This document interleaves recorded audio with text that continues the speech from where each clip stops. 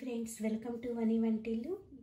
మనం వినాయక చవితి స్పెషల్గా ఈరోజు అమ్మమ్మల కాలం నుంచి కూడా తయారు చేసే బెల్లం ఉండ్రాళ్ళు కుడుములు కూడా ఎంతో తేలిగ్గా సునాయాసంగా కరెక్ట్ కొలతలతో ఇలా ఈజీగా మనం తయారు చేసుకోవచ్చు. వంట రానాళ్ళు కూడా ఈ కరెక్ట్ కొలతలతో ఎంతో సులువుగా చేయగలుగుతారు. ఈ విధంగా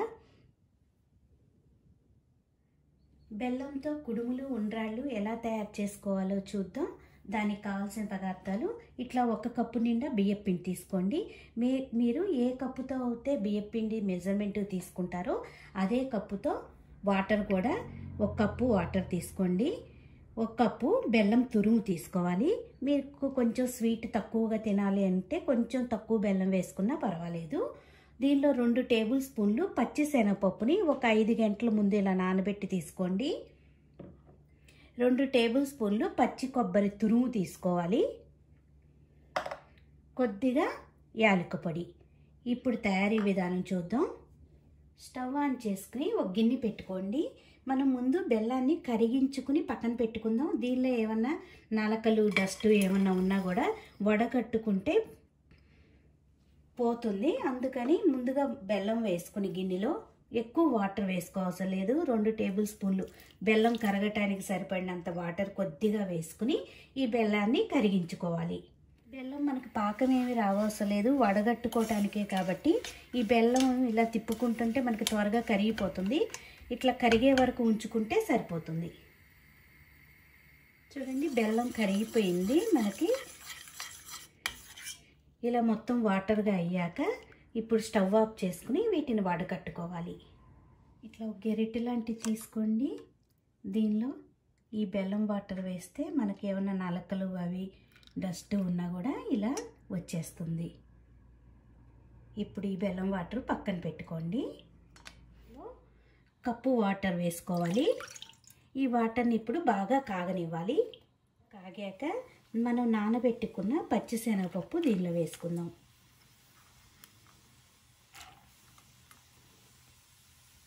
శనగపప్పు మరీ ఎక్కువ ఉడకవసరం లేదు. కుడుములు మనం ఉడికించుకునేటప్పుడు ఉడుకుతుంది కాబట్టి కొద్దిగా సాఫ్ట్గా అయ్యే వరకు ఈ పచ్చిశనగపప్పు ఉడికితే సరిపోతుంది. ఇలా శనగపప్పు కొద్దిగా ఉడికాక దీనిలో పచ్చి కొబ్బరి తురుము వేసుకుందాం.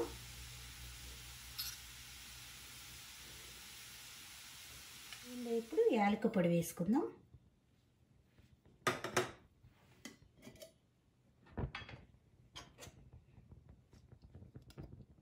2 టేబుల్ స్పూన్లు నెయ్యి వేసుకుందాం.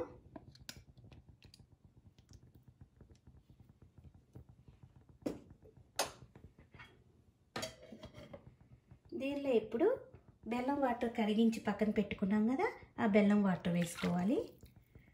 ఫ్లేమ్ని లోలో పెట్టుకుని ఇప్పుడు మనం తీసుకున్న బియ్యం పిండిని వేసి కలుపుకోవాలి.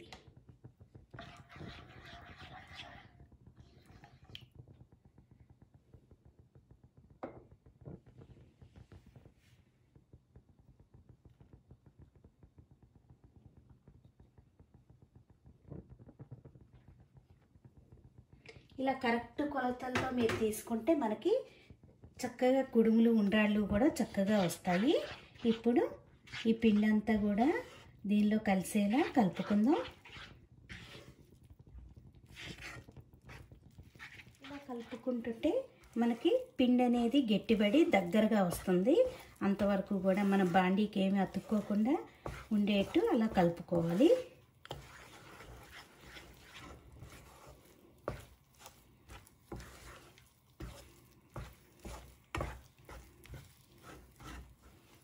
చూడండి, బాండీకి ఏమీ అతుక్కోకుండా మనకి పిండి చక్కగా ఉడికిపోయింది. ఇప్పుడు స్టవ్ ఆఫ్ చేసుకుని దీన్ని ఒక ప్లేట్లో తీసుకుని చల్లారనివ్వాలి. పిండి మనకి ఆరిపోయింది. ఇప్పుడు ఇట్లా ఇడ్లీ ప్లేట్స్ ఉంటాయి కదా మనకి, దాటికి కొద్దిగా నెయ్యిని కానీ ఆయిల్ని కానీ ఇలా ప్లేట్లో అడుగున రాసి పక్కన పెట్టుకోండి.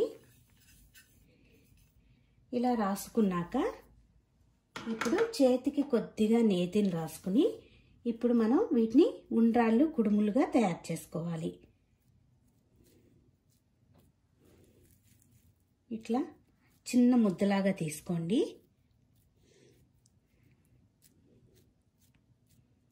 ఇలా తయారు చేసుకుంటే రౌండ్గా ఇవి కుడుములు అన్నమాట. ఇట్లా కుడుములు తయారు చేసుకోవాలి.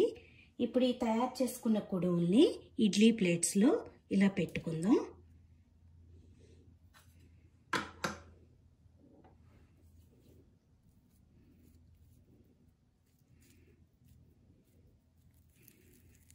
మరీ మందంగా కాకుండా మరీ పల్సగా కాకుండా ఉండేట్టుగా చూసుకోండి.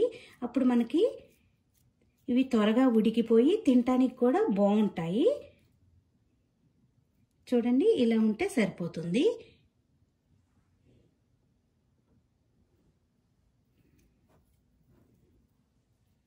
ఇలా పెట్టుకున్నాక ఇప్పుడు మనం ఉండ్రాళ్ళని చేసుకుందాం. కుడుములు రెడీ అయినాయి కదా, ఇలా రౌండ్గా మనకి కావాల్సిన సైజులో చూడండి, ఈ సైజు అయితే చక్కగా ఉంటాయి.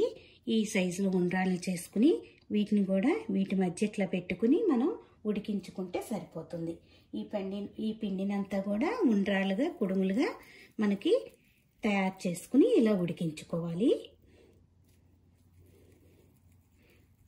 క్రాక్స్ అనేది లేకుండా మీరు ఇలా రౌండ్గా చేసి పెట్టుకుంటే మనకు ఉండ్రాళ్ళు చక్కగా వస్తాయి.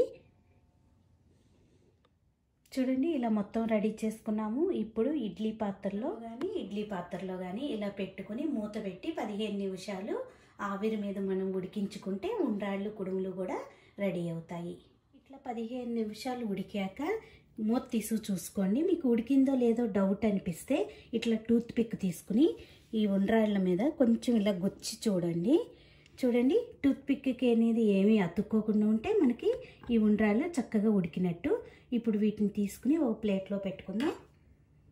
ఇలా ఉండ్రాళ్ళు ప్లేట్లో పెట్టుకున్నాము. ఇప్పుడు కుడుములను కూడా చూడండి, ప్లేట్కి ఏమీ అతుక్కోకుండా చక్కగా వచ్చేసినాయి. ఇప్పుడు వీటిని కూడా ప్లేట్లో తీసి పెట్టుకుందాం.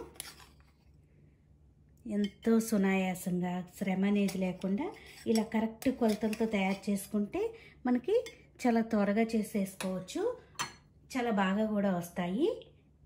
మీరు కూడా ఈ వినాయక చవితికి ఇలా ట్రై చేసి చూడండి. ఈ వీడియో మీకు నచ్చినట్టయితే లైక్ చేయండి, షేర్ చేయండి, కామెంట్ చేయండి.